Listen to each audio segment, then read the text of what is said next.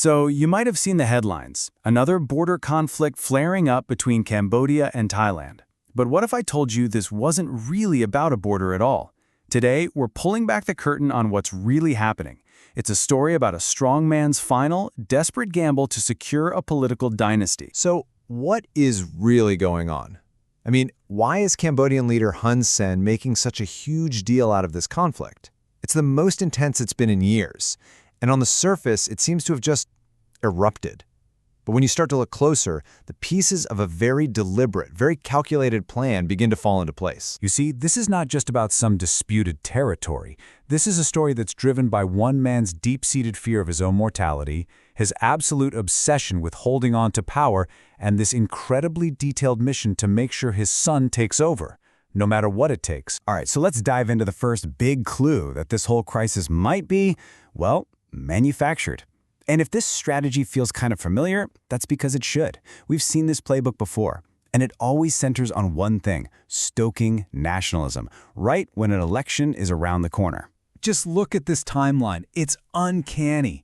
2003, right before an election, a rumor about Angkor Wat gets the Thai embassy burned down. 2008, just before an election, a huge fight over the Preah Vihar temple. 2013, election time again, a case gets filed at the International Court of Justice. And now, this. It's a clear, repeating pattern of creating an external enemy to rally the country right when he needs the votes. And what's really fascinating is how this fire is kept smoldering all the time.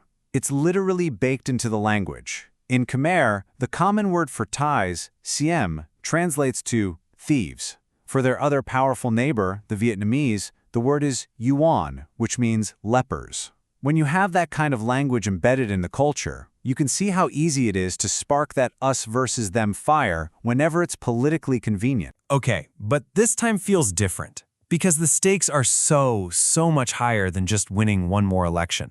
We're talking about what seems to be Hun Sen's final, ultimate mission, and it's one that's driven by a very personal fear and the future of his entire family. Hun Sen is 74. He's reportedly got diabetes, heart issues. He's even had a couple of serious bouts with COVID. At one point, he was secretly in an ICU in Singapore for 3 months. The point is, he's not a young man anymore, and he knows the clock is ticking. And this quote, this gets to the absolute heart of it. It explains his deepest fear. Because in Cambodia's brutal political history, that's what happens. When a leader loses power, their rivals don't just take over, they often dismantle the entire family, the entire network.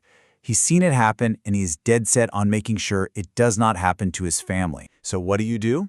Well, that brings us to his ultimate mission, handing power over to his eldest son, Hun Manet. But he can't just give it to him. He has to make him a hero in the eyes of the people. And to do that, it looks like he's put a pretty grand plan into motion. Let's break down how it seems to work. Here's the playbook, step by step.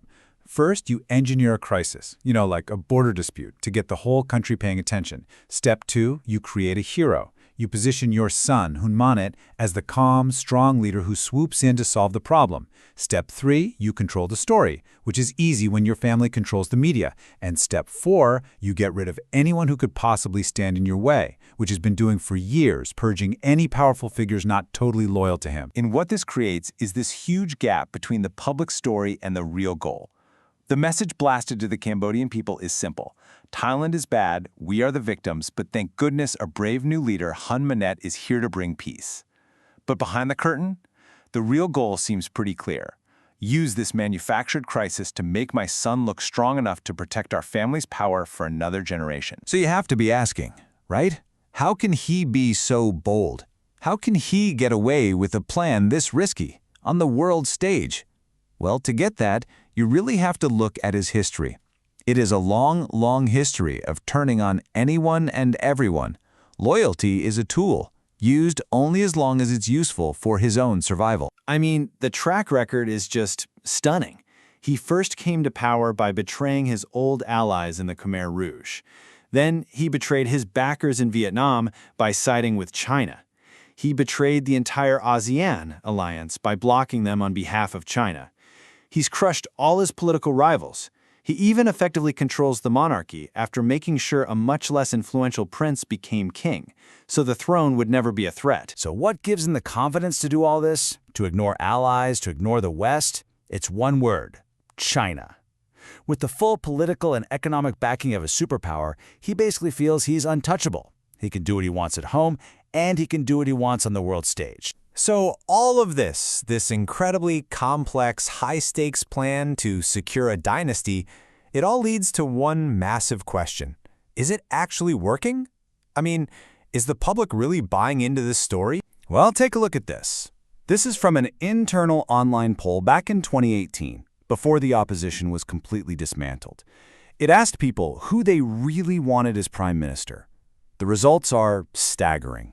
85% chose the exiled opposition leader Sam Rainsy. Hun Sen?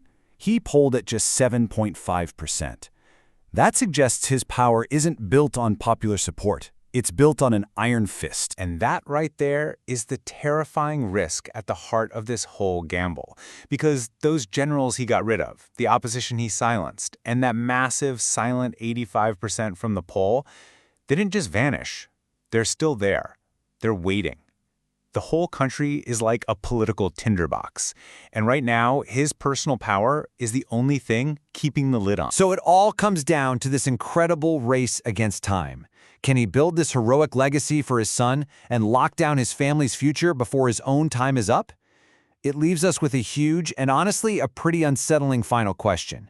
Will this grand gamble be his final victory, securing his dynasty for a generation? Or is it the very thing that guarantees, the moment he's gone, that Cambodia plunges right back into the chaos he always claimed he saved it from?